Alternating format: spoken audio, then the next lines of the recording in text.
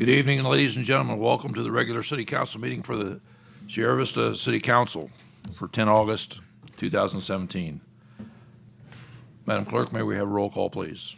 Mayor Rick Mueller, Present. Mayor Pro Tem Alicia Ash, Present. Councilmember Bob Blanchard, Here. Councilmember Gwen Calhoun, Present. Councilmember Rachel Gray, Councilmember Craig Mount, Here. Councilmember Christine Wolf. Present. Mr. Mayor, you have a quorum. Thank you, Mrs. Adams. As usual, we'll start with an invocation and the Pledge of Allegiance, and I don't think I see the Reverend in the audience. So we'll have the invocation led by Mrs. Calhoun and the Pledge of Allegiance led by Mr. Blanchard. Will you please rise?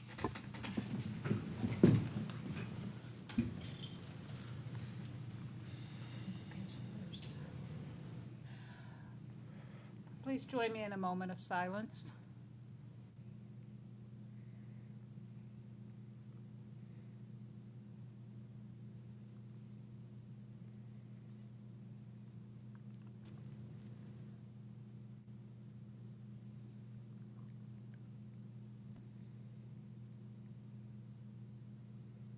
Thank you.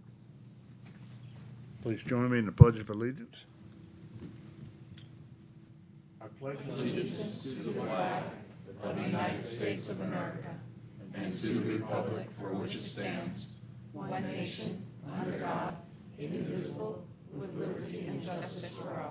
Thank you. Please be seated. Thank you, Mrs. Calhoun, and thank you, Mr. Blanchard. First item is the acceptance of the agenda. Ms. Wolf. Mr. Mayor, I move that the agenda for the regular City Council meeting of August 10th, 2017 be approved. Second. It's been moved and seconded. Any additions, corrections? Seeing none, I'll call for the question. All those in favor? Opposed? It's unanimous, 6-0 tonight. Then we go on to awards and presentations, and I would ask that the representatives, I would ask Mrs. Calhoun and the representative of the Visage Company to join us in the front, please.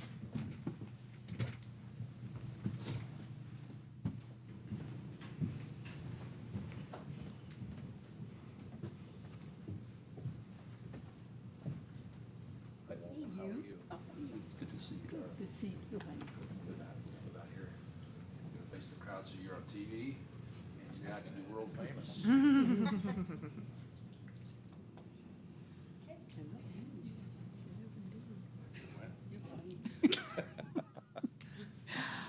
Well, here we are. It gives me a great deal of pleasure tonight to present the business of the year to the business of the month Year's good. to Ms. Wilma Morosic. I've known Wilma since the early days of starting the Optimist Club together years and years ago. And Wilma has had a business named Visage, which is probably familiar to many of you here, for 34 years in Sierra Vista.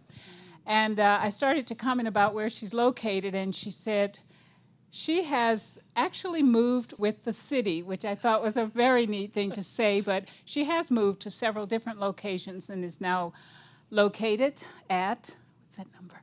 1231. 1231 Fry Fry Boulevard. Boulevard. You'll recognize it because the building is turquoise. Ugliest green there is. Actually, no, it's very pretty. In addition to having Visage, Wilma has several other businesses, and one that stands out to me is the Butterfly Club. And that might be another one that you'll recognize as being an organization that provides wigs to ladies, and gentlemen too, I guess, if they should ask. No, gentlemen. And ladies. Children and ladies who have lost their hair due to cancer treatments. I'm very proud to know Wilma. She shares not only her knowledge on how to run businesses, but also a very positive attitude and always a beautiful smile for those that she meets. So it's with a great deal of pleasure we present you with this award. Thank you so very much. Congratulations. Thank you.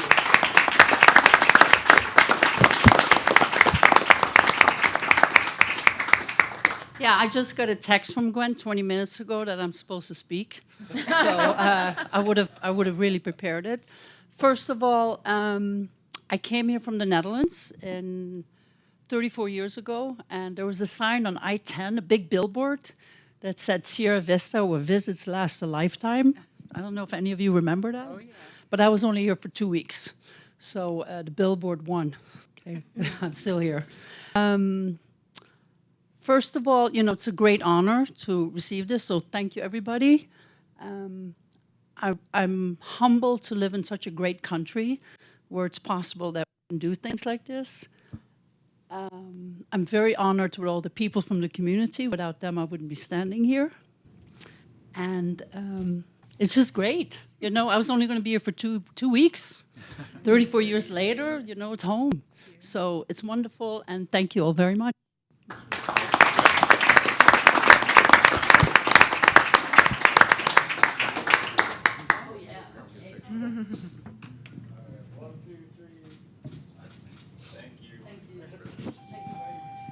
We'll now move to the city manager's report. Mrs. Jacobs. Thank you, Mr. Mayor, members of council. Just a reminder that your second work session and second regular meeting this month has been canceled due to the Arizona League of Cities and Towns conference. So your next work session will be on Tuesday, September the 12th, and your next regular meeting on the 14th that particular week. You may recall that the city had a property donated by the Pascua Yaqui Nation some time ago. This was a piece of property that had been bequeathed to them, kind of surprisingly, and so they didn't know anything about it, and it was one that the city had to do a lot of cleanup, had to fence it. Anyway, we did plan for and scheduled a public auction for last Friday, August 4th. Unfortunately, we did not receive any bidders at that particular time. So we are regrouping to determine whether it's a price issue, whether it's an interest issue. If we find that it was just sort of a lack of information, we'll probably try one more time, but we'll keep the council posted on that. Also, today was the deadline for the request for proposals for the Technical Assistance Program funded by the DoD Office of Economic Adjustment. I'm pleased to say that we received 2 proposals, one from the Southeastern Arizona Economic Development Foundation and one from Sun Corridor. So they will be under evaluation. I believe it's Arizona Regional. Arizona Regional, There you I'm go. sorry, Arizona Regional EDF. I apologize, thank you, Mayor, I wrote down the wrong thing. And Sun Corridor. So they will be in evaluation over the next week or so, and as soon as a decision is made, we will, of course, inform the council. And then lastly, although it seems a little anticlimactic after the Spotlight Breakfast, this is my official last council meeting today. So I just wanted to thank you, the council, City Manager Chuck Patusek, the organization, and of course the community for the privilege of serving you for the past 17 years. So thank you. Thank you, Mrs. Jacobs. We now move on to a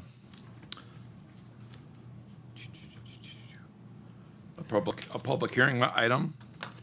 Item number 2. Mr. McLaughlin.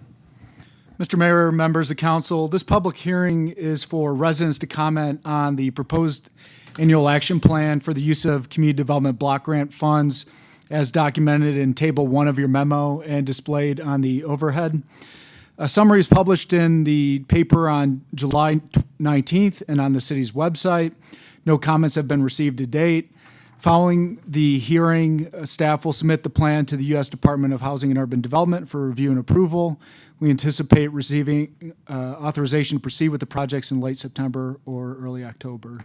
With that, I'll answer any questions. No questions, okay. And again, at this point in time, I'll open it up for public hearing. If there's anybody that would like to address us on this specific matter, I would ask you to come forward, please. Seeing nobody headed this way or nobody fidgeting in their seats, I'll close it to the public and close the public hearing. This item does not require a vote since we've already voted on it. So as Mr. McLaughlin said, these items will now be passed on to housing. We'll go into housing and urban development, not the state like we used to, right? Okay, got it. So thank you very much. We now move on to new business. Item number 3, Ms. Ash. Thank you, Mr. Mayor. I move that the City Council meeting minutes of July 27th, 2017 be approved. Second. It's been moved and seconded. Any additions, deletions, corrections, discussion? Not seeing any, I'll call for the question. All those in favor? Opposed? It's unanimous again. Thank you very much. We now move on to item number 4. Mr. Mount. Mr. Mayor, I move that ordinance 2017-005, fiscal year 2017-2018 property tax levy be approved. Second. It's been moved and seconded. Mr. Felix, may we have the staff report? Oh, not Mr. Felix, sorry. It's okay, that's okay. Good afternoon, Mayor and member of council. This is the final step of the budget process, adoption of the fiscal year 18 property tax levy. A public hearing was held on July 27th, and there were no comments. The property tax rate remains the same at .1136 per $100 of assessed valuation. This levy will generate an estimated $359,240 for this fiscal year. Are there any questions? Questions or discussion? Again, this is one of those items we beat to death over the last several weeks. Seeing none, I'll call for the question. All those in favor? Opposed? It's unanimous. Thank you very much. We now move on to item number 5. Ms. Ash. Thank you, Mr. Mayor. I move that Resolution 2017-064, authorization to proceed with Fry Town site annexation be approved. Second. It's been moved and seconded. Mr. McLaughlin, may we have the staff report, please? Sure. The resolution before you is to start the process of annexing the Fry Town Site subdivision in furtherance of the city's annexation policy and strategic plan objectives. The territory under consideration consists of 274 tax parcels constituting 85 acres. Rather than take an all-or-nothing approach, we're proposing to subdivide the annexation area into 9 sectors or block groups so neighbors could decide together on whether or not they want to join the city. The block group approach will result in legible and efficient service delivery boundaries. If you authorize staff to proceed, we'll start the formal process of a blank petition with the Cochise County Recorder's Office. Public hearing will be scheduled for your first meeting in September. All property owners and the chairman of the County Board of Supervisors will be mailed the public hearing notice and annexation map. We'll post the public hearing notices at public places in the annexation areas and publish legal notice in the local newspaper. Following the public hearing, you'll be asked to consider a resolution to start the petition process. The city will then have a year to collect the minimum required signatures. And I asked Tina Moore to share with you some of the dialogue that she's had with the residents to provide you some color on the comments that we've received. Tina is the project manager for this endeavor. Ms. Moore? Hi, Mr. Mayor, council members. I spoke to a couple of different property owners. Our major outreach was to the commercial district. Spoke to a couple of people, they were very interested. And also I talked to some of the residential property owners. I have about 22 property owners that are interested in annexing in the city. Any questions for Ms. Moore? Well, I'm curious if you've already started working using the blocks, the blocked off areas, and have you picked an area you started in? Well, the major focus has been the commercial area. We've attempted this area a couple of times in the past and have been unsuccessful. So we're hoping to be able to get it this time. Ms. Moore, can we have the map back up and give us an idea of when you say that? Which area are you focusing on? The commercial area is Sector 8 and Sector 9. Okay. And how many parcels are commercial and how many parcels are residential in that area? A majority of it is commercial. There are very few mobile home residentials in that area as well. Mr. McLaughlin, did you Well, want I to was just going to say there's a zoning map in the packet, and it pretty much coincides with the existing land use pattern. So you can see where the commercial areas are and the residential areas. Are you, excuse me. Go ahead. Are you getting many negatives, or what are folks saying they object to about annexation? The major concern has been some of the different changes in the city versus county code. There's going to be enforcements where the county has been lax before, so there are some hesitations about that. That gets back to the fact that under one set of zoning laws or requirements, they were able to do things in the county that they wouldn't be under the cities. And if they're still performing those, it's going to be grandfathered. So that's the point I was trying to make last Tuesday. Right. That we need to make sure that the business folks understand that they can be grandfathered in for those activities. But once the business itself is sold and a new business moves in, then that would no longer be permitted, correct? No, it's not tied to ownership, it's tied to use. Okay. So as long as that use does not cease for, is it 6 months, it maintains its grandfathering status. I think the codes aren't necessarily the zoning codes, it's more the property maintenance codes. So we're a little more stringent in that regard, and those would be applied. There's not a grandfathering provision in terms of our property maintenance codes. Are we seeing more of a positive outlook on this, given the Frytown cleanup efforts that took place? Are we seeing a little bit more of a better proactive response, positive response from the community? Yes, sir, Mr. Mount. We are seeing a more of a positive outreach. We've held a party in this area. We're just trying to show them that we're neighborly, and we have seen some positive returns from that.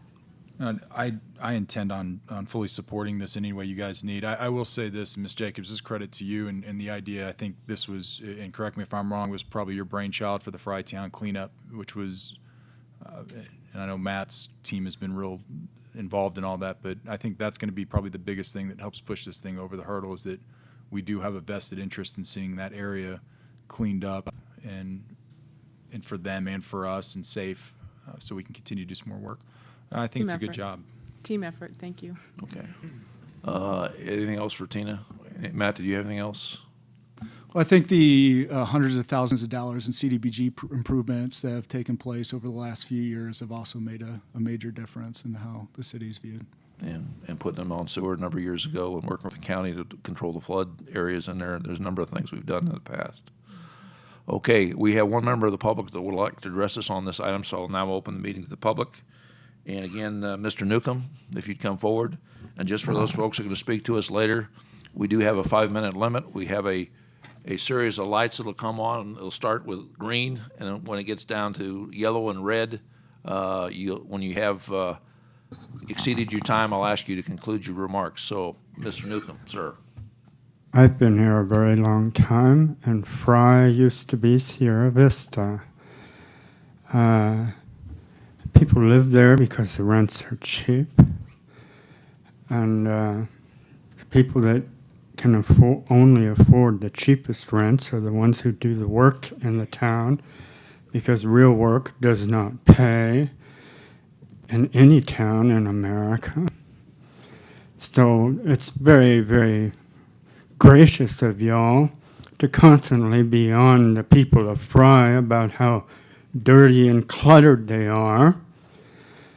When your slumlords take their money and your friends, the country club, won't pay them anything, and you have talked about your West End, but you granted a building permit to a 3-story building without enough adequate parking. So now you want to change Garden Avenue so that you can get that parking. You talk about your West End and your historical. I know of 5 entrances to Fort Huachuca here on the east side that y'all and your historical just doesn't seem to match up. Now, it does not seem very nice that you have people who will work for that minimum wage doing the dirt work, and then you go into their house, when the only house they can afford, and tell them that they're not living right. Now, Sierra Vista and Fry are going to find that if Fry is totally annexed, that their valuations are going to go up because there's more efficient police, because the county don't have to come from out there by that hospital. They're going to have sidewalks, their assessed valuations are going to go up. I can never understand why people want to talk about someone crummy living next door to them, not taking care of their yard because of their property values, when assessed valuations means they're going to have to pay more. There seems to be a whole lot of hate that goes around this town all the time. It exists everywhere. Hate, real hate. Fry is the town that built you, and you keep running them down. You run them down at work, you run them down at the bank. Now you want to go into their bedroom and tell you they owe you money for a sidewalk. I remember seeing trains in this town. I used to be here that long. Trains in this town. Why they can say that Fort Huachuca needed to be without another link in the transportation system of this nation and this continent and abandon the train, and then me tell a black man that what we could do with that property is turn it into a church, a half-mile long church, several stories high. They decide to make it into sugar shacks and divide that block in half. That is what the hate that goes on around here. Anytime anyone who's lived around here a long time knows about things that's going on and what's always happening, they turn the picture. I have seen them. Very long time. A very long time I have seen this stuff. I've gotten fingers cut off and people try to cut my ear off, teeth knocked out. I get poisoned and drugged regularly. You know why people do drugs in Fry? So they can forget about you. That's why. They do drugs so they can forget about you. Not paying them and then going into their house because you want more money for a darn sidewalk. Yeah, Fry. They love you. These people here. Thank you, Mr. Newcomb. Any further discussion on this item? Yes, sir. Mr. McLaughlin, is there any, generally for the record, is the city going to go in and force anybody to put in sidewalks or ultimately change their property anytime soon with the annexation? Would we force people to put in sidewalks? No, there is no requirement that people put in sidewalks. It would be an improvement that the city would elect to make, and those funds generally come from the federal government. Well, in this particular case, because it is a low-income area, the sidewalks that have been put in and will be put in the future normally come through the Community Development Block Grant, which would, and it isn't charged to the resident. Thank you, Mayor. It's All right. not charged to the resident. Any other discussion? Okay, then I'll call for the question. All those in favor? Opposed? It's unanimous. Thank you very much. We now move on to item number 6. Mrs. Calhoun. Mr. Mayor, I move that Resolution 2017-065, appointment of David Ali, Jean Fenstermacher, and the reappointment of Ron Faulkner to the Environmental Affairs Commission, set terms to expire December 31st, 2020, be approved. Second. It's been moved and seconded. Any further discussion? Seeing none, I'll call for the question. All those in favor? Opposed? It's unanimous, 6-0. We now move on to call the public. We have 3 folks that would like to speak with us tonight. We'll start with Mrs. Calabresi.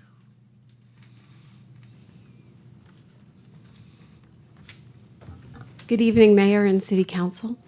I'm here for 2 reasons. First, it is to thank Mary Jacobs for all of her support for Good Neighbor Alliance. You've been a partner since the day I started, October 15th, 2001, so I wasn't long after you. But I have to tell you, your support has been tremendous, most professionally and personally. So I really appreciate it. I will miss you. Victoria, you have big shoes to fill. And I know the board is very appreciative too. So I will miss you. We will miss you. So thank you.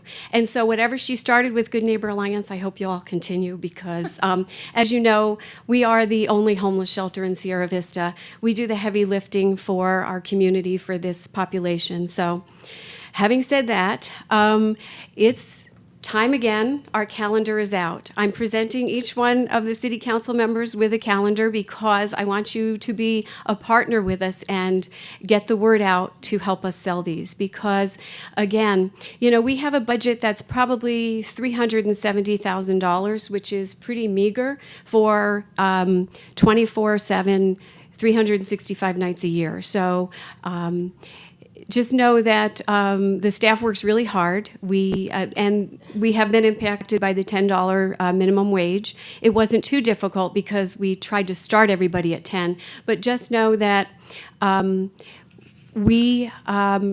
grants aren't easy to get for operations because we're rural, and people don't want to fund operations because they want their name on a program or a building or something like that. So it's not easy to keep the operations going, and that's personnel. And if you think about it, that is our biggest asset. Beside our building, the personnel is our biggest asset, because I joke around with people because, you know, restricted funds, oh, you can only do this with it.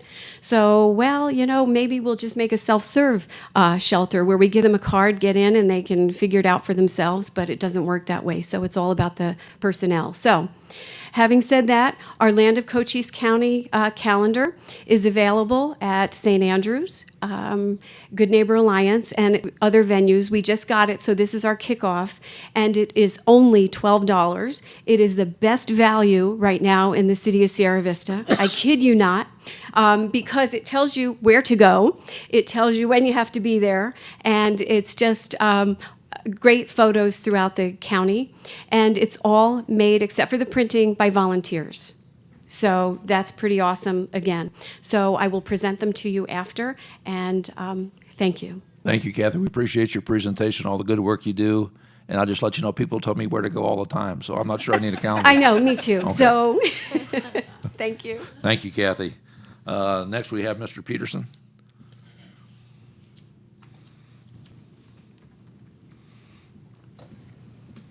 Mr. Mayor, council members, thank you for the opportunity to speak tonight. I'm Paul Peterson, the co-owner and co-founder of Arizona Ambulance Transport. We've been in Cochise County for 18 years, in Sierra Vista for 15. We are headquartered over on Industry Drive here in Sierra Vista. We employ 50 people, some of whom are here tonight, and they are concerned about the potential of the city of Sierra Vista contracting with the Post to provide ambulance services that we now provide and have been doing so for the past 10 years. Our core business is caring for and transporting patients from Douglas, Bisbee, and Sierra Vista to Tucson, where they can get a higher level of care than is available here. Additionally, for the past 10 years, we've had 2 5-year contracts with the Army to provide the 911 services on post. The city is now involved in a non-competitive process with the Fort to provide the ambulance services. We have no access to the process. In fact, while the city staff has access to Post officials, the Post will not talk to us about the process. We'd be happy to compete on a level field, but all we can do is sit back and watch. The people here tonight are concerned for their jobs. They're real people, real families, and they depend upon Arizona Ambulance for their livelihood. When I learned the city was going after our business on post, I was flabbergasted. In today's economy, that a government body would go after private sector business is somewhat incredible. Taking private sector jobs and converting them to the public sector just doesn't make sense. The fire department under Chief York does an outstanding job serving the residents and visitors in the city. You should all be proud of the job that he and his staff do. But there are challenges to providing ambulance services. The city has lost over $9 million over the last 4 years on the ambulance services within the city limits. Is it the city's intent to make up for some of these losses off of the Fort? The capital investment to stand up 3 ambulances to serve the post contract is easily in excess of $500,000, and I would ask, is that the best use of the city's capital dollars? The mayor has stated that it's the city's policy to provide whatever services it can to the Fort, but should that be at the expense of the private sector? Your own city council strategic leadership plan for FY 15 to 17 on page 2 states the city's vision, which includes, and I quote, "Businesses choose Sierra Vista for our innovative and entrepreneurial spirit and because they are regarded as valued members of the community," close quotes. Right now, I don't feel like a valued member of the community. The plan also goes on to say, in the critical success factors, and I quote, "The city works effectively to attract new businesses, retain and grow current businesses," close quotes. I'm going to repeat. It says, "retain and grow current businesses." The city is acting in direct opposition to the council's own stated goals.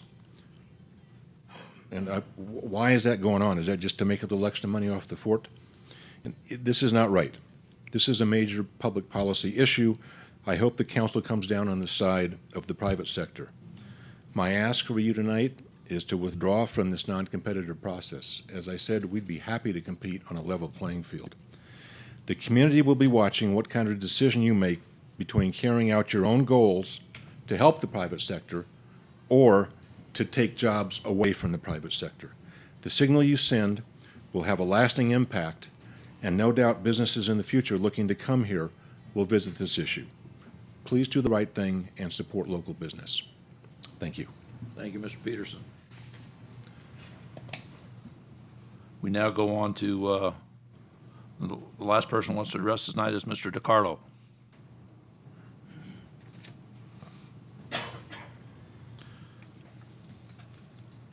Good evening, Mayor, Council, staff. I had planned on talking about something totally different, but the previous speakers in front of me just kind of set me up for softballs here. On the 6th of July, the local newspaper printed about the event that occurred on the 1st of July, which I called a propaganda event because it was the city saying, "Come join us," to people. I mean, honestly, it was as bad as the Army giving blankets to Indians, honestly.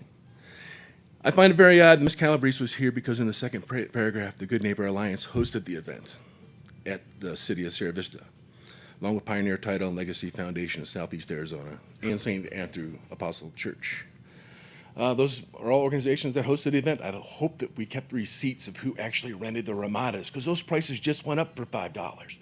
And if we're going to rent out and just give away Ramadas that we're charging the public $5 more for just to make it bottom line, that seems really, really off topic and really, really bad business.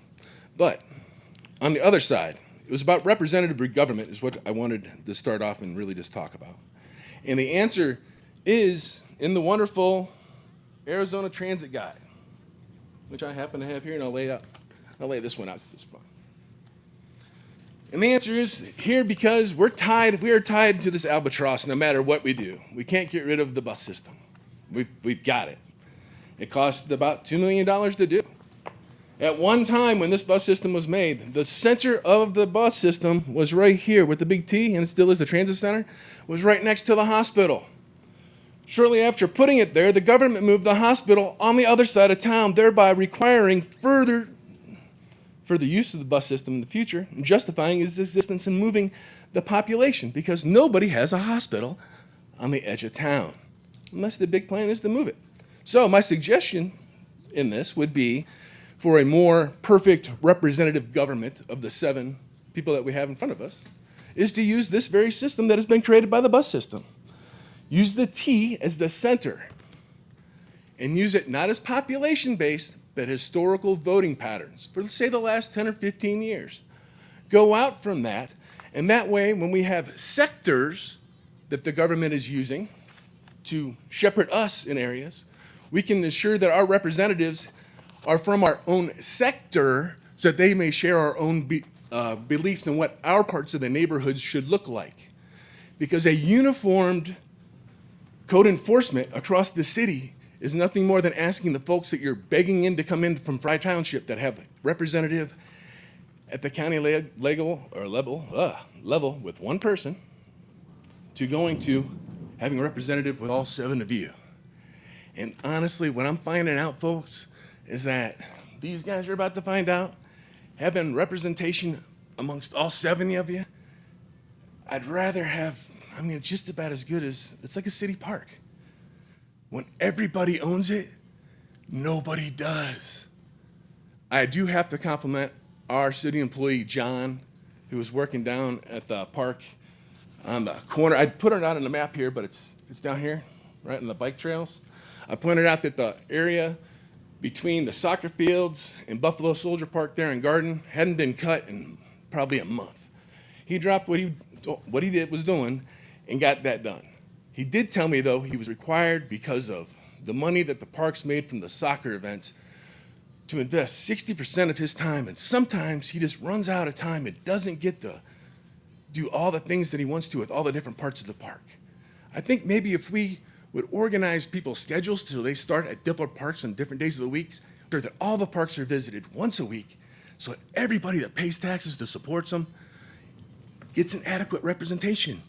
It's in there. You divide it up from this point. We're spending $2 million shuttling 200 people around. The answer's in here. Divide it up in 5. Okay? You have a Saturday and Sunday route. You divide it in 5. You have an extra one for Saturday and Sunday. Sunday's the mayor, and the Saturday's the council member at large. With all of you looking in different areas, no matter what anybody here thinks, their region of the town and this diverse community will never be represented because nobody owns the land to represent, to go to who owns it.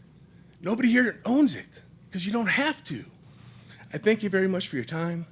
Staff, council, mayor, hope you all have a wonderful evening. Stay dry. The thunder. Thank you, Mr. DiCarlo. Appreciate your comments. Before we go to comments and requests of council, I'm going to make a couple of comments just to set the record straight. The city did not request to take over the ambulance service as was portrayed. The Post came to us and asked us if we would consider a proposal. So that was the shoes on the other foot on that one. We do not have any financial losses, although because of the report requirements, and I believe it's to the. I apologize, but I think you're going afield. I know I'm going far afield, but I want to make sure that this is out there. I'll get 2 more things, and I appreciate your advice, and you're probably spot on, but I want to make sure it's clear. We have not had financial losses in our fire department or our medical service the way the Department of Revenue requires us to report on a report that really doesn't apply to the city of Sierra Vista. Would indicate the numbers that you presented, but again, it's not an actual loss.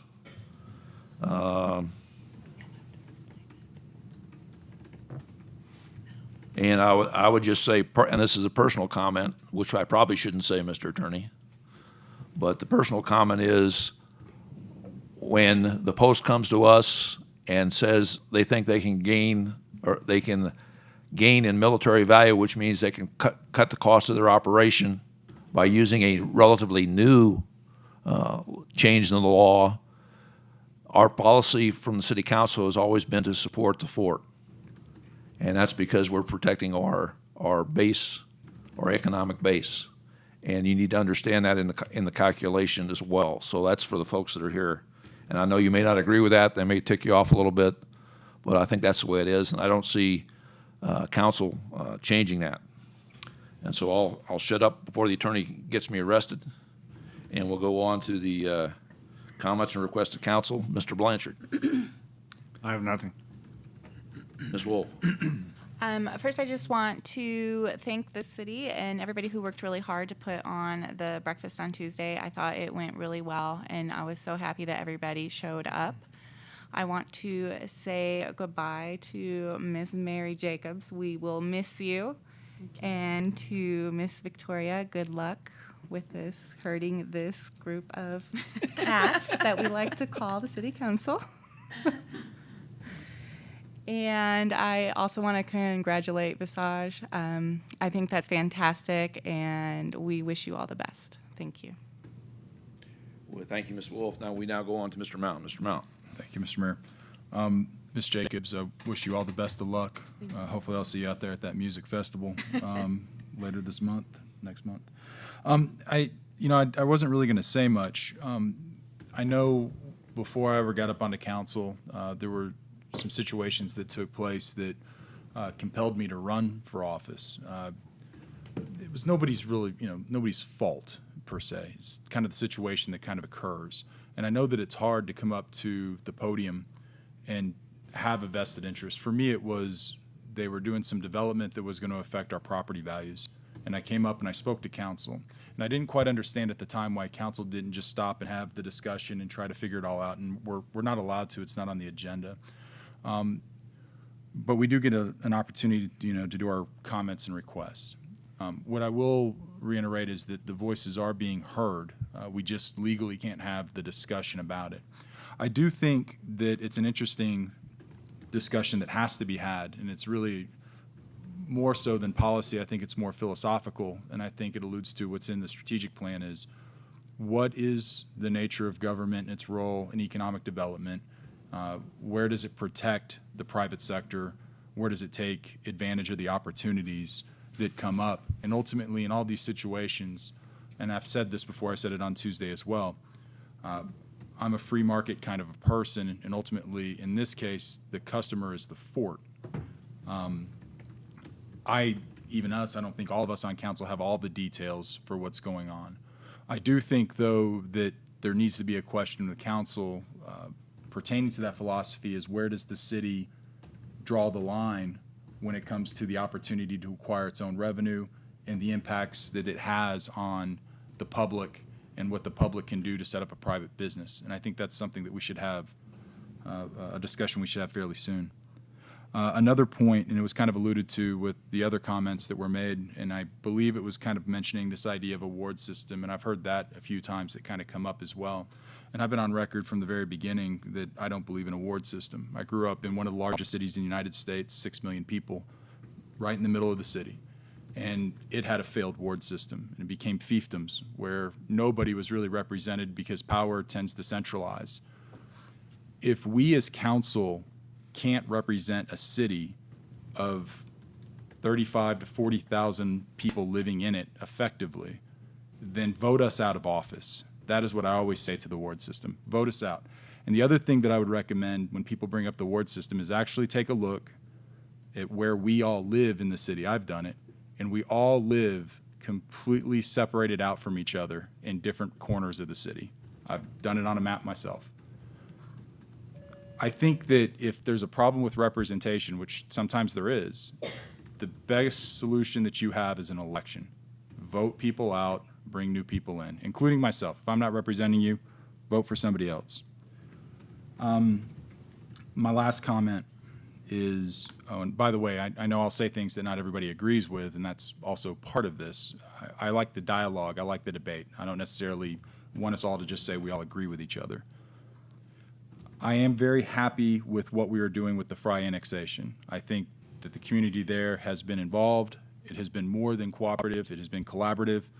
I know that with city staff, there are times when I can be harsh and critical, but I like to be equally praising and rewarding for what it is that you guys do, and I think that's fair, and I think it has more value and more effect. What we are doing with that Fry annex, if the people of Fry choose to go along with it, and it's their choice, and we have to set up the compelling argument, it will be a benefit to them. I fully believe that.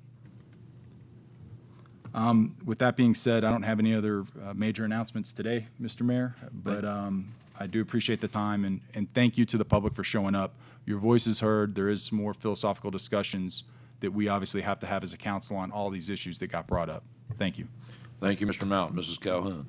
Thank you, Mr. Mayor. I too want to say to Mary Jacobs, thank you for your ability to listen and for your creativity. We appreciate so much how helpful you are to us in helping us to find ways to make decisions and giving us the information that we need to help us make decisions. And there's too many things that you've done to be helpful that I could say. But we will be coming by Oro Valley and checking out how things are. And if they don't treat you right, you know you're welcome back. I want to thank those who came to speak to us today. And I concur with Mr. Mount about we appreciate so much when people come to talk to us about what they believe, what they'd like to see, and what they want. And I also agree you are heard. We don't always change. We don't always do things differently or do the things that you want, but we do hear you and we weigh the things that we hear. I also believe in my position that I represent all of the citizens in the community.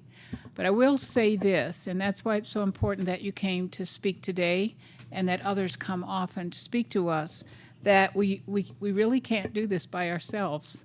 And we do depend on hearing from the public to hear your viewpoints and your arguments and your concerns, and we weigh that with folks who may see something differently.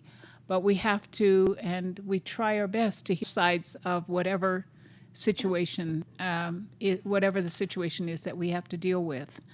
So for those who spoke tonight, if you have other concerns, please feel free to let us hear what you have to say. And I think that's all. Thank you, Mrs. Calhoun. I'm sorry. I do that too every time. I apologize. We also will be looking at our strategic plan sometime in the next 6 months or so.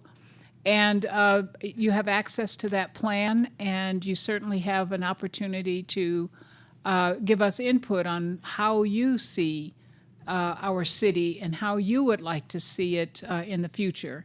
So that would be an opportune time, starting now into when we sit down and really start working on the plan, to give us input on what you think is important for Sierra Vista. Thank you. Thank you, Mrs. Calhoun. We done? Okay. Ms. Ash. Thank you, Mr. Mayor. First, I would like to congratulate Visage on your award tonight. It's such a pleasure to have you here and to know that you've been doing business here for 34 years. Keep it up. Next, I'd like to again invite everybody to Second Saturday Sierra Vista. It is going to be held this Saturday. It will be a great time if you haven't been already. This one is an event that actually came out of Arts and Humanities Commission with also some support from outside of the commission, a really great partnership. There will be music, there will be jumping castles for the kids. All of the information is on Facebook at Second Saturday Sierra Vista. Last but not least, I have a really bad headache and I'm afraid I'm going to cry, but I want to thank Mary for her time here in the city of Sierra Vista. I've known Mary to be a consummate professional, somebody that I can look up to, and we are really, really going to miss you, Mary. Thank you so much. And that's all I have. Thank you, Mrs. Ash. Miss Ash, excuse me. Got you married already? Not yet. Okay. I do have a couple things. First, I was going to mention Second Saturday. I'm glad you did that already. On Monday at both noon and in the dinner hour at Vinnie's, the police department is having their fundraiser for Shop with a Cop, which is an event where prior to Christmas, they take young folks out and they go buy toys and clothes and et cetera with these funds. These are needy kids. It's one of the things they do. And we appreciate all the efforts, and I know the fire department pitches in too and helps out. But please go have some good pizza or some good Italian food at Vinnie's Pizza on Monday. On 17 August, which is Thursday, the Salvation Army has got an open house reception for the new captains that are there. The Sosa family is coming to us from California. They've been there about a month, and we need to welcome them to the community, and I would encourage everybody here to attend, especially the other charity groups, so that you can, because one thing that I see as mayor is a lot of our groups that are focused on those less fortunate than us work together as a team, and they have great partnerships together, and believe me, both Captain Sosas have a lot of energy. They're already involved in the community. They roll up their sleeves and they're charging hard. So we need to make them feel welcome and part of our community.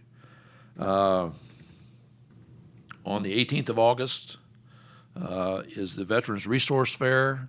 It's going to be down at the Rothery Center, and that starts, that's to help our vets with everything from services to employment, et cetera. And it starts at 9, and it'll run to 2.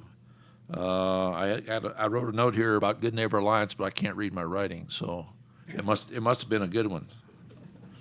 I also want to take a minute to thank Mary Jacobs for her service to the city. Normally, you would expect us to give out some type of award in this format, but what we normally do is we have an event. It's on the 28th, where Mary will be recognized with all the people in the city staff and given her many accolades or well-deserved accolades for all the things she's done for our community. And Mary, we really appreciate your service. We've enjoyed watching your daughter grow up and come into a very refined young lady. We were very confident that your replacement, she's not paying attention, will step in and do a great job and build upon the foundation that you've laid. So thank you, Mary. Thank you, Mayor. Seeing nothing else before the council, meeting's adjourned.